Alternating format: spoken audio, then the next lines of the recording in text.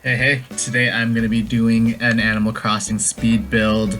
I'm just going to walk through the old area first. I have this kind of like little cute neighborhood, hi Whitney, where I just kind of had two houses, gave them their own yards, had this carnival area, but it's been around for a while and I got kind of tired of it. Got really tired of the sound of that teacup ride. Like if you look here at my campsite, it doesn't really match what's up there. So I'm going to be building something that's a little more natural. For this video, I'm going to be building kind of like a lake, grove, foresty vibe. I really wanted to match the campsite that's below. For the most part, I'm just going to be silent through a lot of parts of this, but I'll talk about like some tips, some cool tricks that might help you if you wanted to make something similar.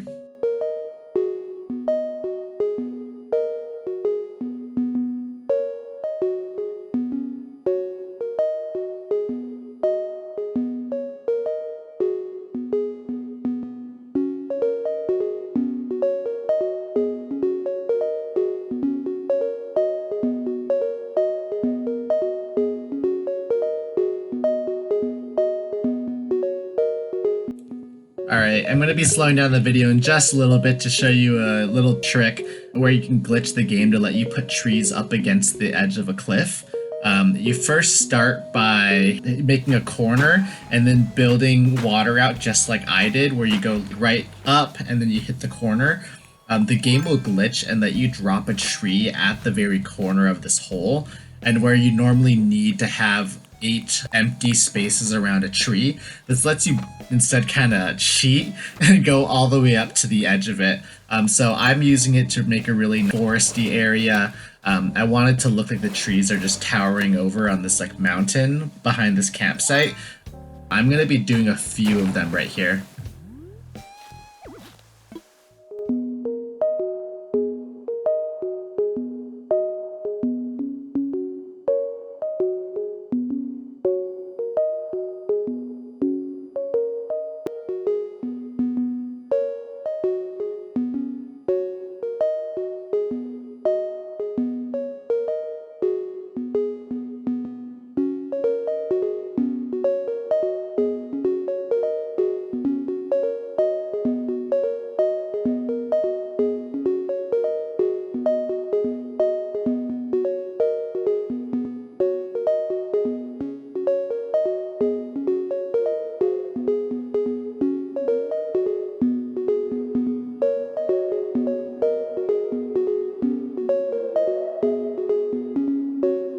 So I'm going to finish clearing out this area up here so I can start building like a second level.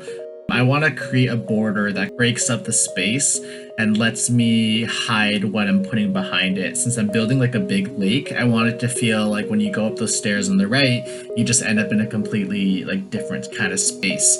So I'm going to fill this up with lots of trees, lots of bushes and flowers to give it a lot of different textures.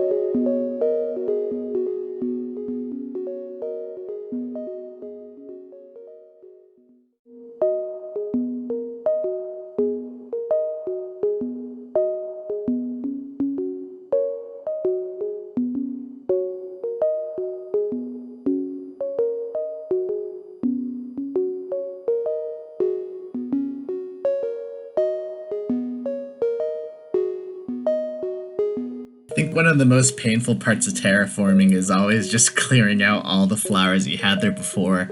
Like my early stages of this island, just did a bunch of flower like duplicating, and so I, made this massive rainbow field that I definitely regret now because it, just takes up so much space. But it's okay. I'll just drop off the flowers at Whitney's house for later. Keep some of them in my inventory for when I actually start decorating. I just have to make sure I clear out this entire space first because I do plan on moving these houses and really just kind of adding up more cliffs back here as well.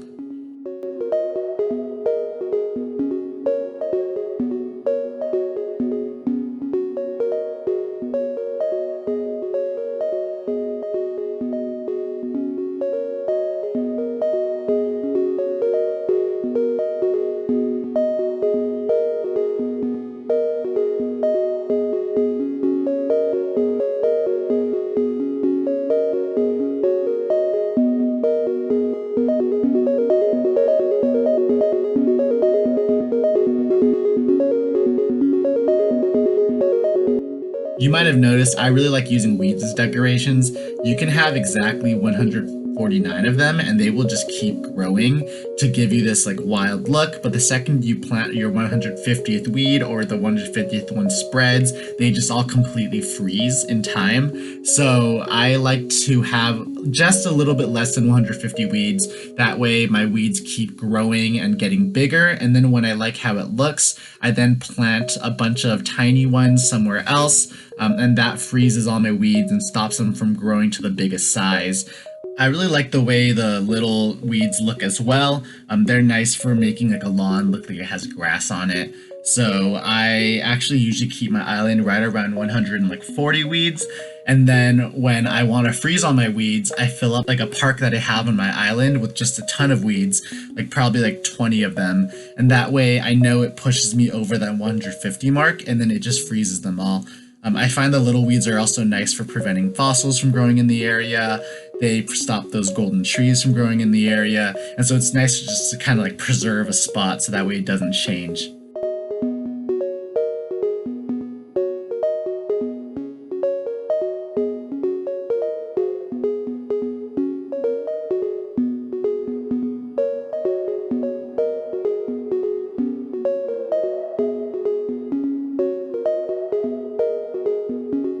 I'm going to be laying down some dirt pads. I'm using a design I made that takes up quite a bit of different design spots, which can make it complicated when you want to lay them down. Some tips for laying them down quickly is just imagine you're in a 3x3 grid. It always starts in the middle, then goes to the one you're facing, then right, left, and then the middle row, right, left, and then the back row, right, left, and then behind you.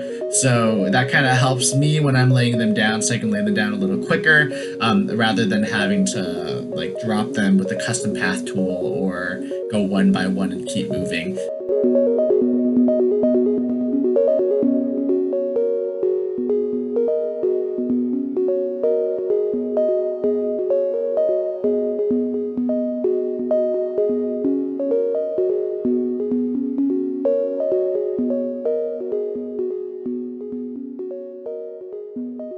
So when I clear areas, I like to keep the fruit trees instead of cutting them down because then it gives me an easy way to add a stump into any area I'm remodeling. So here, like I want to have a stump near a tree, so I'm just going to go ahead and cut it down.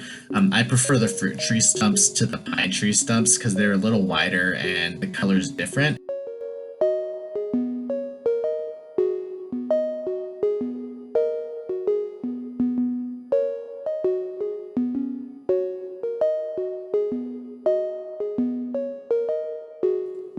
So to do this remodel, I moved the two houses that used to be here over to the beach. I like to lay a little 4x4 square to show where I think the house is going to go. Obviously, I can move it. The nice thing is once I plop a house there, it just goes back to grass anyway.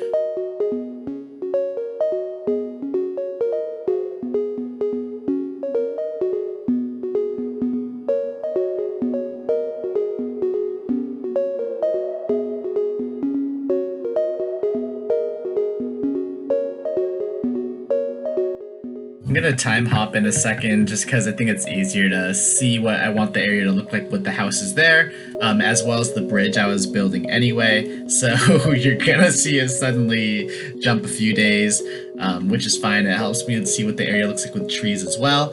This time for this part of the remodel, I've brought quite a few mushrooms, bushes, flowers, saplings, things that are gonna help me really finish out the area. Back here, I wanted the houses to look like they had some kind of backyard, even though they're up against a cliff. So I added a bunch of trees, bushes. I'm just going to make it really dense there so you can barely tell that it is on the edge of the map. This entire area, I'm going to have the dirt pads and then surround it with trees, mushrooms, things that'll just fill up the space and make it look, you know, really wild. Like these are two houses that are just in the middle of the woods.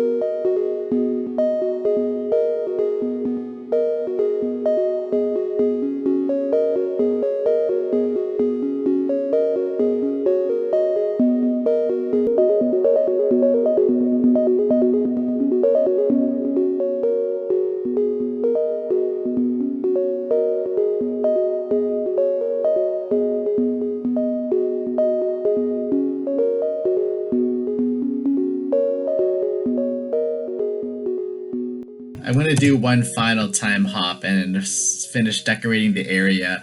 I wanted to jump a little bit so I can see the trees fully grown, grabbed a few things, and I'm going to finish out my lake area with a pier. I made a wooden plank design earlier, but I'm finally done.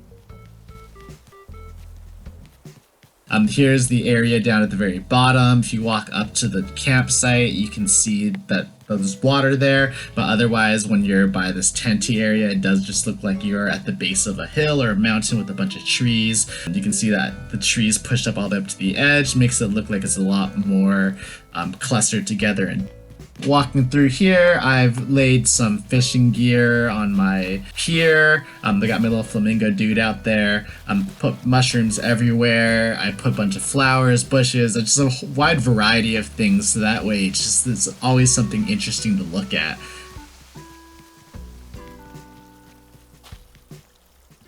But that's just about the end of my video. I hope you liked how the area turned out. I'm going to be doing a lot of speed builds like this in the future, so if you liked what you saw, feel free to stick around. Otherwise, I hope you learned something from watching this. I hope you enjoyed the video.